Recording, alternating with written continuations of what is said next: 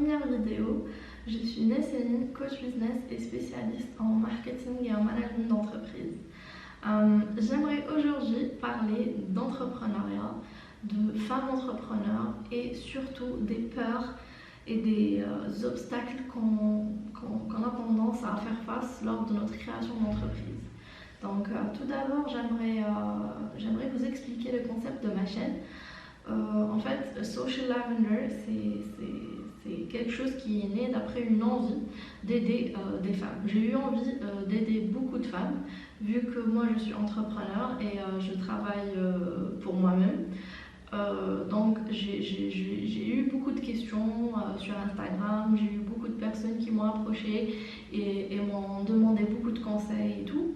Donc je me suis dit pourquoi pas faire une chaîne YouTube, comme ça je pourrais aider encore plus de personnes, peut-être des gens qui ne sont pas forcément sur Instagram ou qui ne me connaissent pas sur Instagram, même si j'ai une toute petite communauté, mais c'est une communauté qui est assez engagée avec moi, qui me répond, qui assiste à mes lives, etc., etc. Donc l'idée de création d'une chaîne YouTube m'est venue pour pouvoir expérimenter une autre dimension de réseaux sociaux qui est YouTube, parce que je ne me suis jamais imaginé rentrer dans le monde de YouTube, mais aujourd'hui je suis là avec vous pour partager mon humble expérience et ma modeste expérience, même si peut-être il y a des gens qui me disent ouais mais vous êtes jeune, etc. Oui, je suis jeune, je comprends, mais quand même je suis aujourd'hui entrepreneur comme je vous ai dit, donc j'ai des obstacles quotidiennement, je fais face à des soucis avec des clients, des fournisseurs, etc. Donc je pense que je pourrais au moins aider les débutants. Donc voilà, aujourd'hui j'aimerais qu'on parle de tout ce qui est obstacles et freins qui puissent nous faire face, ou bien qu'on puisse faire face lors de notre création d'entreprise. Donc déjà il faut comprendre que trouver une idée est très difficile. Pourquoi? Parce que j'ai eu beaucoup de messages sur Instagram me disant que voilà, j'ai beaucoup d'idées, aujourd'hui j'en ai une, demain j'en ai une autre, je ne peux pas me focaliser sur une idée, je ne peux pas me décider et choisir l'idée qui me convient. En fait, j'aimerais vous dire que c'est tout à fait normal, que la plupart des personnes font face à cette chose. C'est la première des choses, c'est-à-dire c'est le premier obstacle qu'on croise quand on est dans le chemin de l'entrepreneuriat ou quand on prend la route de l'entrepreneuriat. C'est le fait d'avoir beaucoup d'idées, le fait de vouloir faire beaucoup de choses et le fait de vouloir régler beaucoup de soucis en même temps. Donc en fait le premier conseil que j'ai à vous donner, c'est de vous focaliser sur les choses que vous aimez le plus et que vous maîtrisez surtout. Parce que si vous allez sur un chemin ou sur une idée sur laquelle vous n'avez aucune idée et que vous n'avez aucune expérience, que ce soit théorique ou pratique, ça serait un peu difficile pour vous. Pourquoi? Parce que vous allez perdre votre temps à apprendre et les fautes que vous allez faire vont vous coûter de l'argent et du temps surtout.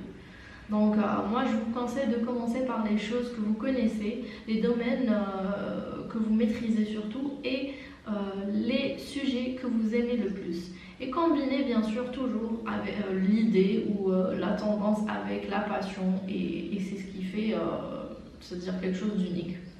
Donc le deuxième point, c'est l'entourage. Donc parmi les choses les plus difficiles et les plus je vais dire compliquées lors de la création d'entreprise ou juste lancer un projet, c'est l'entourage. Généralement, les parents ils ont tendance à avoir peur et à se dire non, mais pourquoi, mais tu vas perdre ton argent, machin chouette. Mais bien sûr, c'est une peur bienveillante, c'est pas une peur parce qu'ils doutent de vous ou quoi que ce soit, parce que je pense pas qu'il y ait des parents qui doutent de leurs enfants. Au contraire, ils ont tendance à beaucoup plus les protéger que autre chose. Donc ça c'est d'un côté, mais il y a l'autre côté de l'entourage, c'est l'entourage négatif, c'est-à-dire les amis qui ne croient pas en vous, qui ont tendance à vous casser, à vous dire ah bon, laisse tomber, tu vas perdre ton temps, ça sert à rien, non, tu en as pas besoin, ça marche pas, machin et tout. ces choses-là, en fait, ils ont tendance à casser l'humeur et à casser l'enthousiasme de la personne. Donc il faut éviter ce genre de personnes pour ne pas tomber dans leur piège, parce que croyez-moi, quand vous allez réussir, ils seront les premiers à vous dire ah ouais, comment tu as fait et tout, et ils voudront forcément faire comme toi. Donc si tu as un entourage négatif, essaye on va dire, de l'extraire de ta vie professionnelle. En fait, garde-les juste en amitié, c'est tout. Si c'est des personnes vraiment que tu apprécies et que tu as tendance c'est-à-dire avec qui traîner, etc., etc. Donc, moi, je te conseille de beaucoup plus te focaliser sur ce que tu crois toi et surtout ce que tu veux réaliser et non pas sur l'entourage ou ce qu'ils pensent en général de toi ou de tes projets. Donc le troisième point, c'est les finances. Donc parmi les obstacles qu'on a tendance à croiser quand on est débutant, quand on n'a pas vraiment beaucoup d'expérience, quand on n'a pas aussi beaucoup d'années de travail, quand on n'a pas le budget pour, parce que moi je m'intéresse beaucoup plus vers les fraîchement diplômés et les personnes qui sont le plus susceptibles d'avoir un mini projet et surtout qui n'ont pas le budget pour avoir le gros projet là dont on va parler dans de prochains épisodes ou dans de prochaines vidéos. Donc je disais, les gens qui ont tendance à commencer de petits projets, ils ne savent pas par où commencer et comment avoir le financement nécessaire. Donc pour le financement, moi je dirais que il faut chercher déjà dans son entourage.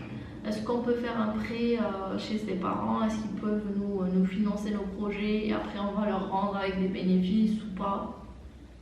Des personnes de la famille, un oncle, une tante qui peuvent nous aider, une sœur, un frère, peu importe. Ensuite, si ces personnes-là ne peuvent pas nous aider, là on va passer vers d'autres personnes, par exemple une banque, un investisseur, on va chercher des investisseurs, on va chercher... C'est-à-dire il y a beaucoup de moyens. Sinon, il y a l'option de travailler quelque chose qu'on aime, bien sûr, toujours quelque chose qu'on aime, périodiquement pour avoir le budget dont on a besoin pour lancer notre projet, c'est-à-dire final, celui qu'on veut réellement réaliser. Donc moi je donne un exemple tout bête, je dirais par exemple si une fille elle sait faire des gâteaux, elle sait faire de la pâtisserie, des gâteaux d'anniversaire et tout, et elle aime ça, elle aime faire ces choses-là, des desserts, peu importe. Et elle peut commencer à la maison, c'est-à-dire commencer à vendre ses desserts, ses gâteaux, etc. pour avoir un budget pour par la suite pouvoir créer ce projet-là qui lui tient vraiment à cœur et qui a besoin de beaucoup d'argent. Donc commencer avec ce qu'on a, Et comment commencer avec ce qu'on a? On commence avec, comment dirais-je, nos capacités. Donc si on n'a pas les subventions nécessaires et l'argent nécessaire pour commencer et le budget nécessaire pour commencer notre projet, on peut commencer par des choses petites, donc quelque chose qui nous passionne et en même temps qu'on sait très bien faire, des choses sur lesquelles on est référencé. Ça peut être la peinture, ça peut être de la cuisine, ça peut être du crochet, peu importe. Donc tout dépend. Par exemple, pour les garçons, c'est peut-être la photographie, peut-être, je sais pas moi, vous pouvez très bien prendre des photos, les vendre sur les sites internet, etc. Et ça vous fera un petit budget qui va s'accumuler et vous allez avoir votre budget, c'est-à-dire pour le projet en question. Donc ça c'est le troisième point. Le quatrième point, je dirais l'organisation. L'organisation, c'est l'ennemi numéro 1 de l'être humain.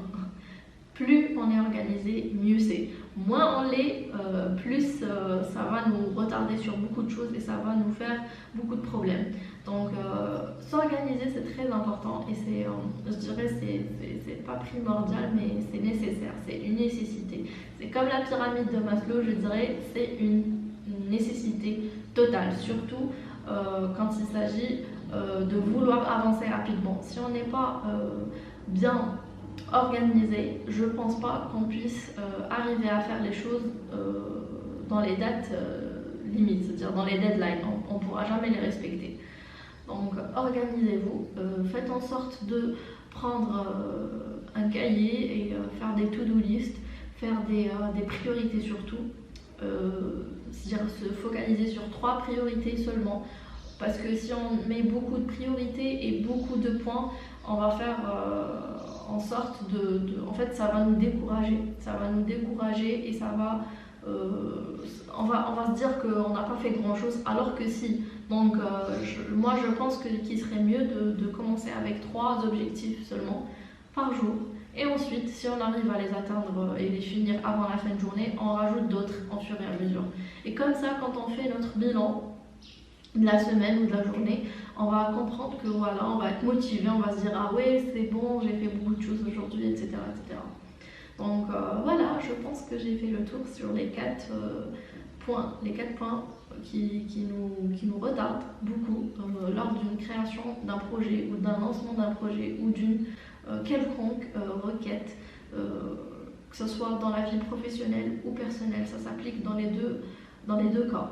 Donc j'essaierai de vous mettre un PDF ici en bas en description pour vous organiser un modèle très simple que j'utilise moi-même, que j'ai fait moi-même pour moi-même. Donc je vous le mettrai à télécharger bien sûr gratuitement. J'espère qu'il vous aidera. J'espère que le contenu de cette vidéo vous a été utile, et n'hésitez pas à partager, à liker et à vous abonner pour m'encourager. Donc je vous dis à la prochaine, et on se voit très bientôt.